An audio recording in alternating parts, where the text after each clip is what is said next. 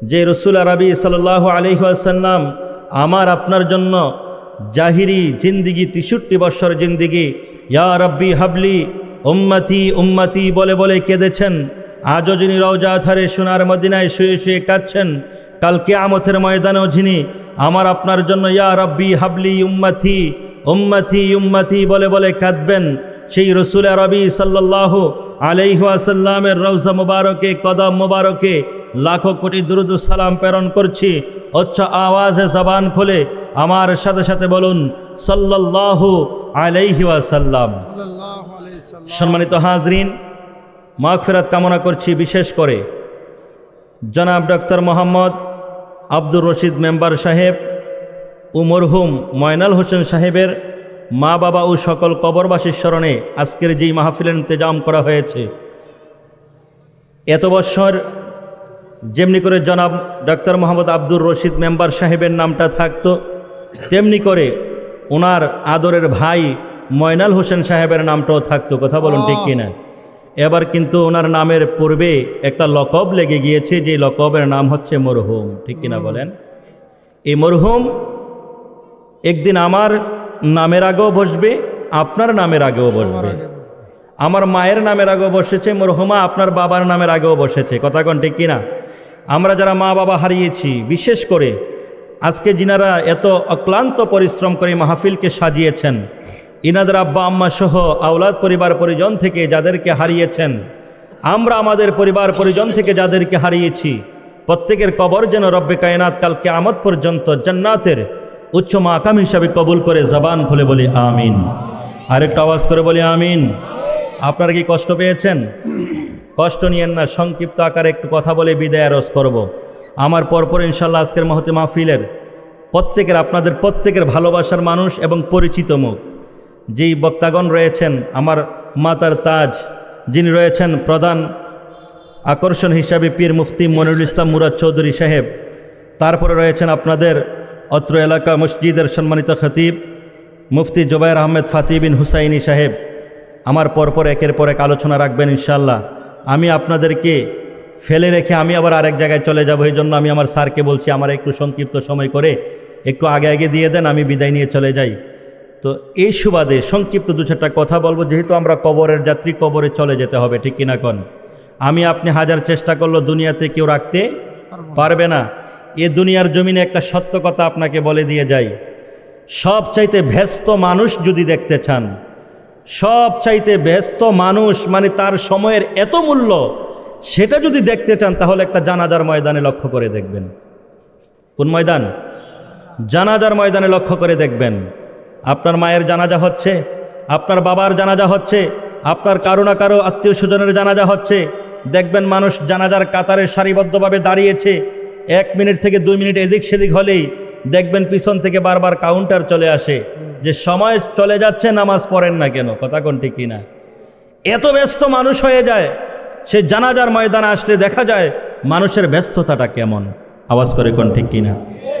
আপনারা অবশ্যই অবগত আছেন, গতকাল আমাদের ব্রাহ্মণপাড়া ঈদগাহ ময়দানে 2টা মায়ের জানাজা হয়েছে।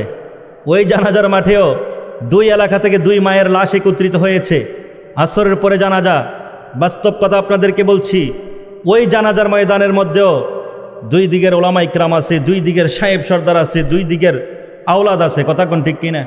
এখানে 2-4 মিনিট সময় এদিক সেদিক হইতে পারে। ওইখানেও দেখলাম যারা জ্ঞানী মানুষ, যারা টিচার মানুষ, এরকম কিছু মানুষের জবান দিয়েও বের হয়েছে, সময় চলে যাচ্ছে, তাড়াতাড়ি করেন।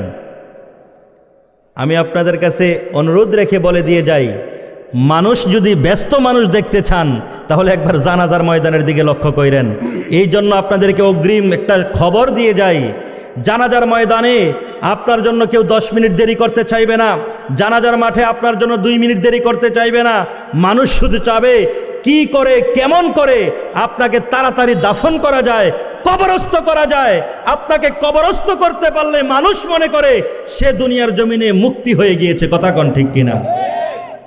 আমার বাবাজিরা, ভাইরা, বন্ধুরা, ডানে বামে যাচ্ছি না, সরাসরি আলোচনার দিকে প্রবেশ করলাম।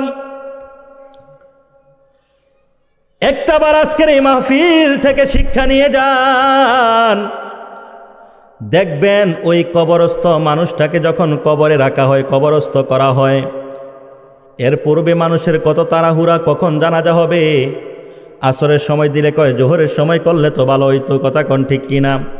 এই কথা বলার পিছনে কারণ আছে। আল্লাহর নবী সাল্লাল্লাহু আলাইহি ওয়াসাল্লাম বলেছেন, কোনো মানুষ যখন ইন্তেকাল করে তারে যত দ্রুত গতিতে পারো কাফন দাফনের কাজ সমাপ্ত করে দাও। কিন্তু বন্ধুরে, যখন জানাজার মাঠে লাশটাকে নিয়ে মানুষ সারিবদ্ধভাবে দাঁড়িয়ে যায়, ওইখানে তোমার আমার জন্য কেউ 1 মিনিট সময় দিতে চায় না, 2 মিনিট সময় দিতে চায় না। হাজারো বন্ধু বান্ধব একত্রিত হয়, হাজারো আওলাদ একত্রিত হয়, কেউ ওই দিন তো বলে না 4টা মিনিট পরে জানাজাটা পড়ায়, আমরা তাকে একটু ভালো করে দেখে নেই। এই কথা কারো জবান থেকে বের হয় না। আপন মানুষগুলিও বলে সময় ফুরিয়ে যাচ্ছে, তাড়াতাড়ি কাফন দাফনের ব্যবস্থা করে দাও, কথা কোন ঠিক কিনা?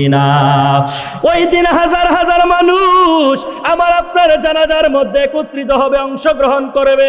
আমার বাবাজিরা, ভাইরা, বন্ধুরা, পবিত্র কুরআনুল কারীমে আল্লাহ পাক রব্বুল আলামিন ঘোষণা করে দিলেন, কুল্লু নাফসিন যায়িকাতুল মাউত।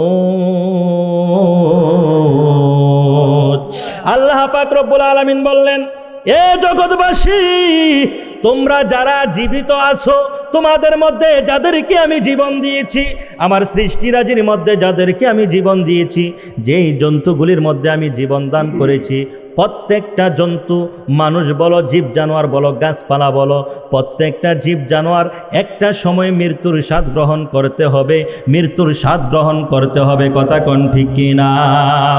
যেদিন আমার আপনার মরণ হয়ে যাবে, যেদিন আমি আপনি মারা যাব, জানাজার ময়দানে অসংখ্য মানুষ আসবে।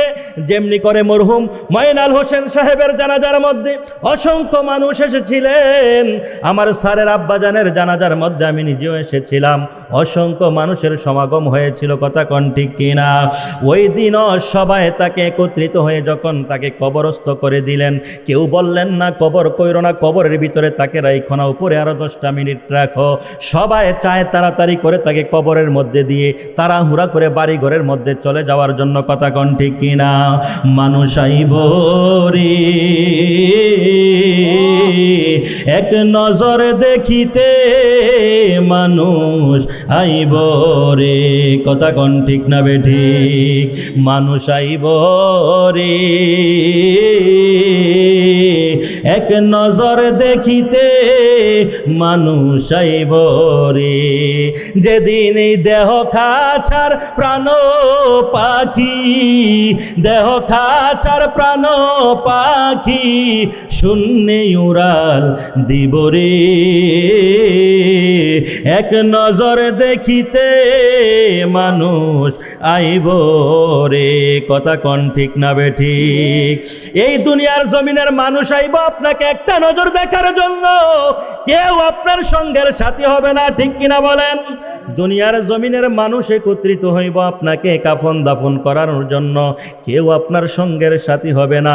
বাবা যে আমার অন্তরের কান লাগাইয়া শ্রবণ করে যান, যেদিন আপনি মারা যাবেন, অক্লান্ত পরিশ্রম করে ফাইলিং করে বিল্ডিং করলেন সন্তানের জন্য, ফাইলিং করে বিল্ডিং করলেন কয়েকদিন নিজেকে বাঁচিয়ে রাখার জন্য, নিজেকে সুন্দরভাবে পরিপাটি করে রাখার জন্য, চোর ডাকাতের হাত থেকে নিজেকে হেফাজত করার জন্য। একদিন যখন আপনার প্রাণ পাখিটা বের হয়ে যাবে, ওই ফাইলিং করা বিল্ডিং আর আপনার সন্তান আপনাকে রাখবে না, আপনার আওলাদ আর আপনাকে রাখবে না।